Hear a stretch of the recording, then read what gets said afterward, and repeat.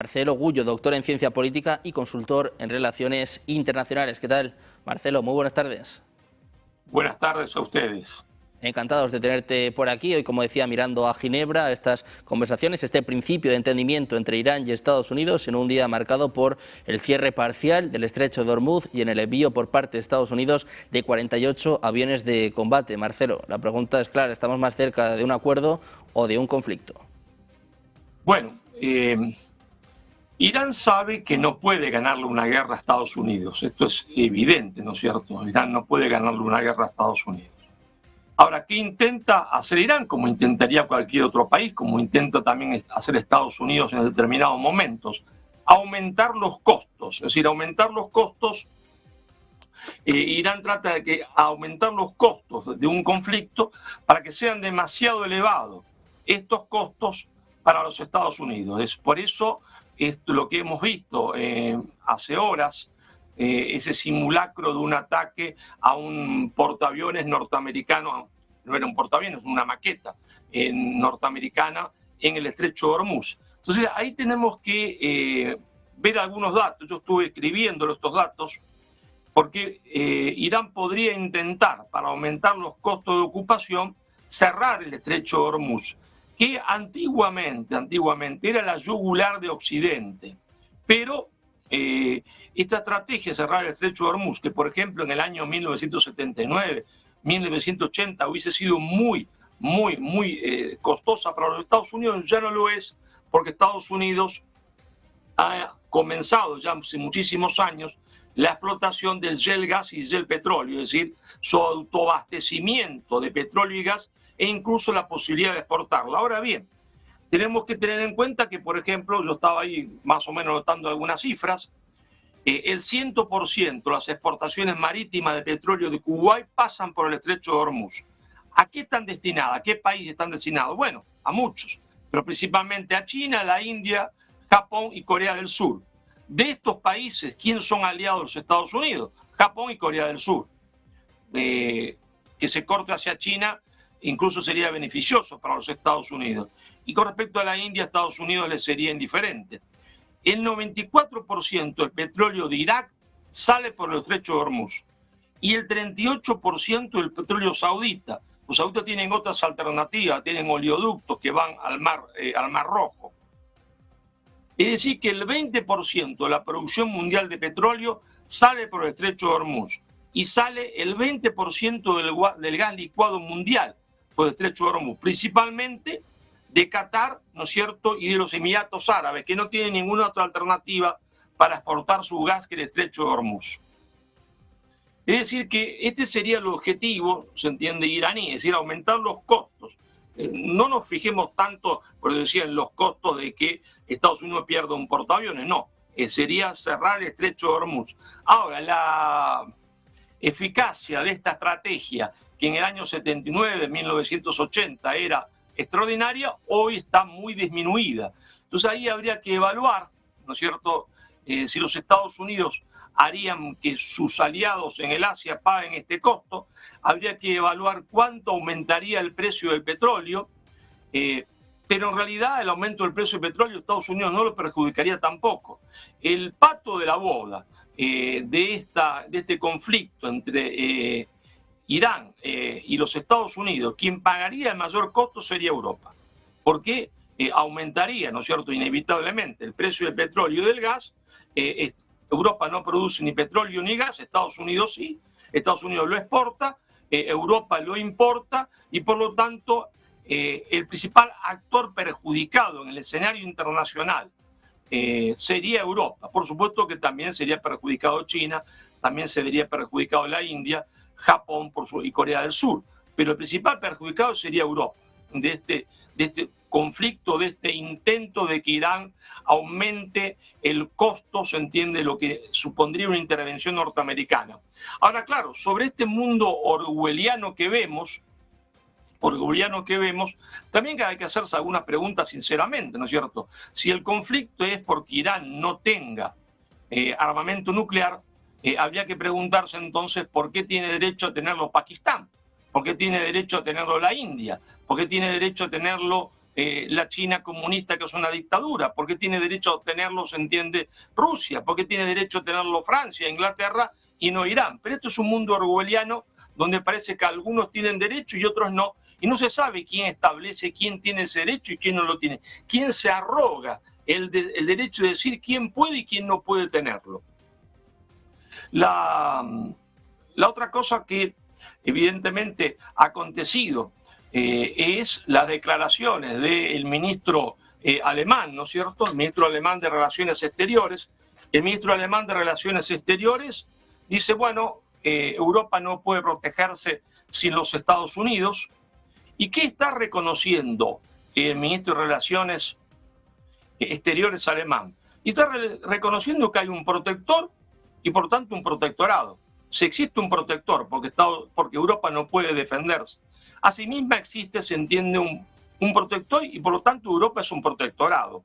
Un protectorado de los Estados Unidos. Esto ya lo había visto De Gaulle en la década del 70, cuando en la campaña que lo lleva a su segunda presidencia, él dice, yo no diré, decía De Gaulle, yo no diría que Europa es una colonia de Estados Unidos, pero sí un protectorado. Y por eso De Gaulle comienza o fortalece, mejor dicho, el tema del armamento nuclear francés autónomo, se entiende, de la OTAN, saca a Francia de la OTAN y trata de construir una industria armamentística independientemente de los Estados Unidos. Esa fue la estrategia de De Gaulle. ¿Y por qué? Porque De Gaulle sabía que una Europa que estuviese unida solo podía tener independencia real y ser un jugador en el mundo si puede protegerse a sí misma. Quien no puede protegerse a sí mismo es un protectorado y por lo tanto no puede pretender tener una política exterior autónoma porque reconoce que no la puede tener, que necesita protección del otro y por lo tanto está bajo la sujeción del otro. Claro que en estas declaraciones del ministro alemán dice, nosotros no podemos protegernos. ¿De quién? De una agresión de Rusia. Y acá viene la primera falacia o la primera premisa falsa del razonamiento del ministro. La segunda parte es cierta. Hemos explicado, Europa es un protectorado y él lo reconoce. Pero la primera premisa es falsa. ¿Por qué es falsa? Porque hablamos en Irán de aumentar los costos. Irán quiere aumentar el costo de una intervención norteamericana. ¿Y por qué? Porque todos los países funcionan cuando están conducidos, salvo que estén conducidos por un loco o cuya élite esté dominada por otro país o por una plutocracia, todos los países funcionan a partir de su interés nacional que se mide en costo-beneficio. Hago una acción si esa acción me reporta más beneficio que costo. Y si no, no la hago, porque si no esa acción es irracional. Y entonces habría que preguntarse, ciertamente Rusia quiere agredir, se entiende, a Europa. Si uno usa un análisis racional, que es análisis costo-beneficio, se da cuenta que los costos de una agresión de Rusia a Europa serían mucho mayores que los beneficios que Rusia podría, se entiende, obtener. Y por lo tanto, esa supuesta agresión de Rusia hacia Europa no existe ni existirá nunca, salvo que partamos del presupuesto que en la conducción política de Rusia existe un hombre desequilibrado mentalmente. En ese caso, la hipótesis del ministro alemán sería cierta, pero si Putin no es un hombre desequilibrado mentalmente y no lo ha sido hasta ahora, esa hipótesis del ministro, se entiende, alemán, es absolutamente falsa y errónea en este mundo orwelliano que viven los europeos, donde, por una parte, aparece Estados Unidos, que supuestamente es un aliado, pero después le dice que se quiere quedar con Groenlandia. Entonces la agresión aparece del aliado y no del supuesto enemigo, y en donde finalmente todo se reduce a que los Estados Unidos no va a abandonar la OTAN, no pensó nunca en abandonarla, sino en decirles a los europeos, ustedes tienen que aumentar su presupuesto en defensa para comprarnos armas a nosotros. Pero claro, el presupuesto de defensa, como los presupuestos de un país, son siempre limitados. Cuando se aumenta el presupuesto de defensa, porque se disminuye el presupuesto en salud, se disminuye el presupuesto en educación o en otros rubros, ¿no es cierto? O en otros rubros. Y entonces todo se reduce en realidad en este mundo orwelliano y mentiroso a que estos discursos norteamericanos, estas presiones, no son otra cosa que una puesta en marcha de la industria norteamericana a partir de pedidos de los países europeos que se ven obligados a hacerlo, porque Estados Unidos es el protector y ellos son un protectorado, y entonces la industria norteamericana empieza o empezará a caminar y renacer nuevamente, y Trump cumplirá su objetivo de la reindustrialización de los Estados Unidos, ¿no es cierto? Estados Unidos primero, de la reindustrialización de Estados Unidos, y esa reindustrialización de los Estados Unidos la pagarán los europeos, la pagarán los europeos. Y entonces el mito de la guerra con Rusia, ¿no es cierto?, que no tiene, bajo mi punto de vista, ningún asidero racional, salvo que consideremos que la élite dirigente de Rusia está trastornada mentalmente y no va a ser un cálculo, que es el cálculo que hacen todas las élites mundiales que conducen un Estado, que es el cálculo costo-beneficio. Costo-beneficio que también hace los Estados Unidos en su intervención en Irán. Por eso se entiende, se da largas a ver si hay una acción militar o no. Por eso se reúnen en Ginebra y tratan de llegar a un acuerdo, porque los Estados Unidos, como a cualquier país del mundo, no es porque sean los Estados Unidos, basa su política en costo-beneficio, no en liberar a Irán de la dictadura, ¿se entiende?, o supuesta dictadura de los ayatolás. Sino eso lo podemos hacer si tenemos más beneficio que costo. Y si tenemos más costo que beneficio, nos sentamos en una mesa y charlamos, ¿tá? Y si consideramos que una intervención nos va a dar más beneficio que costo, pues la hacemos. Y en esas apreciaciones están los Estados Unidos y está también Irán, que por supuesto es un régimen, quiere sobrevivir, es una nación que quiere sobrevivir también, y dicen, bueno, ¿qué hacemos? Renunciamos al armamento nuclear, ¿no? Y conseguimos más días de vida. Entonces ven siempre costo-beneficio, y esto es una cosa que es normal, es natural, pero que nunca nadie le explica a la gente, sino que le explican que hay países que luchan por la libertad, otros que luchan por la religión, cuando en realidad, ¿no es cierto?, lo único que juzgan las élites, salvo que estén conducidas estas élites por un loco, es costo-beneficio. Bueno, pues pendientes de Irán y de Estados Unidos, vamos a ir con noticias importantes de última hora. Vamos a empezar con maniobras navales de Rusia y de Irán. Hoy les contábamos ejercicios militares, ejercicios que tenían lugar en el estrecho de Hormuz. Pues ojo con esto, porque Rusia e Irán han llevado a cabo maniobras navales, maniobras militares en el Golfo de Omán. Las armadas de Rusia y de Irán han llevado a cabo maniobras navales conjuntas en aguas del Golfo de Omán como parte de ejercicios de cooperación militar y seguridad marítima. Según los medios oficiales, estas maniobras incluyeron prácticas de coordinación táctica, defensa naval y operaciones de rescate marítimo. El objetivo declarado es fortalecer la interoperabilidad entre ambas fuerzas y mejorar la seguridad en rutas comerciales estratégicas. El Golfo de Omán es una vía clave para el tránsito energético global, conectando el estrecho de Hormuz con el Océano Índico, lo que otorga a estos ejercicios una relevancia geopolítica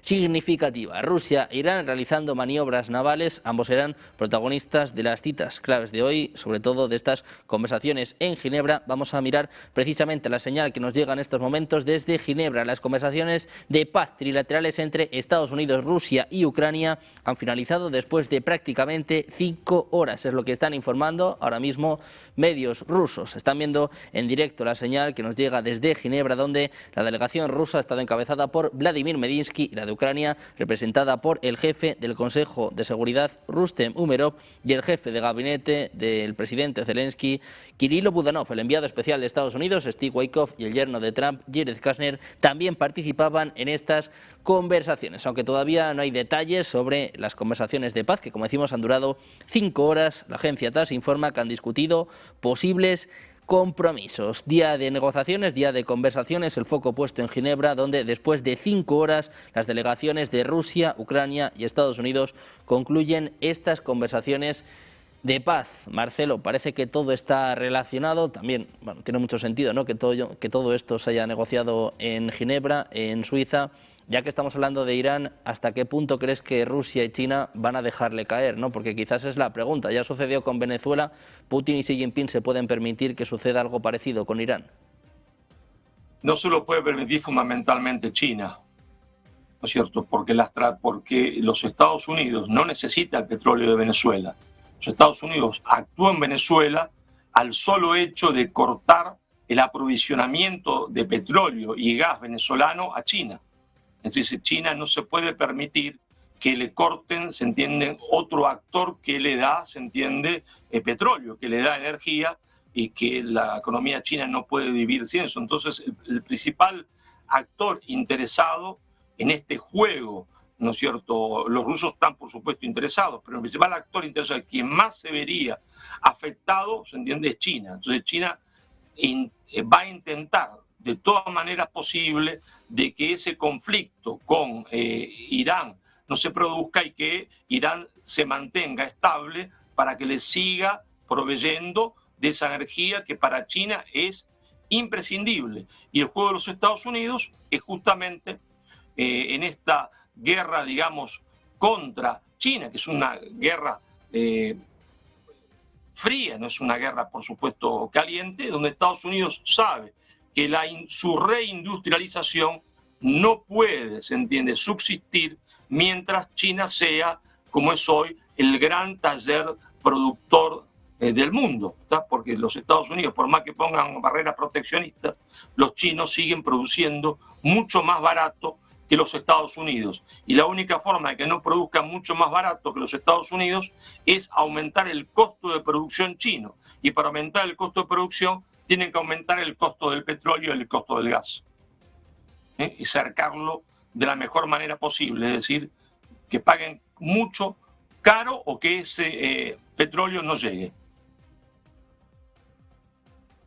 De Rusia, el foco está puesto también en Europa, en esta dependencia de Estados Unidos, pero también de lo que se hablaba este fin de semana, con sobre todo Francia y Alemania hablando de nuevo de armas nucleares. Polonia también se ha sumado a esta conversación. Marcelo, ¿qué te parece que en Europa se hable de armas nucleares cuando el Tratado New START caducó hace apenas un par de semanas? Me parece una posición absolutamente realista. Es decir, ya lo había anticipado De Gaulle. Cuando De Gaulle comienza o profundiza el intento francés de tener armas nucleares, los Estados Unidos le dijo a De Gaulle, pero general, usted no se preocupe que nosotros lo defendemos. Y De Gaulle, que era un realista en política internacional, dijo, mire, está muy bien, pero yo prefiero defenderme a mí mismo, porque sé que yo me puedo defender y que en última instancia ustedes, ante cualquier problema, pueden decidir no defenderme. Entonces, cada uno se tiene que defender a sí mismo. Es un principio del realismo político que los europeos no han querido ver para no pagar costos, ¿no? Porque eso cuesta dinero. Y entonces es mucho más fácil no pagar nada, ¿no es cierto?, y ser dependiente. Pero si uno quiere ser realmente independiente y garantizar su seguridad, la seguridad de un país o de un grupo de países que están unidos solamente la garantizan ellos a sí mismos. No pueden confiar la seguridad a otro. Eso no ha sido así nunca en la historia de la política internacional. Quien confía la seguridad a otro se arriesga a que ese otro, lógicamente, aunque sea amigo, en un momento determinado diga no te protejo. Por eso De Gaulle dijo armamento nuclear francés independiente. Y a mí me parece una actitud realista que los europeos por primera vez digan que necesitamos nosotros tener nuestra propia defensa, y esa defensa incluye nuestro propio arsenal nuclear. Es de la pura lógica de la política. Todo lo otro es mentira para engañar a la gente.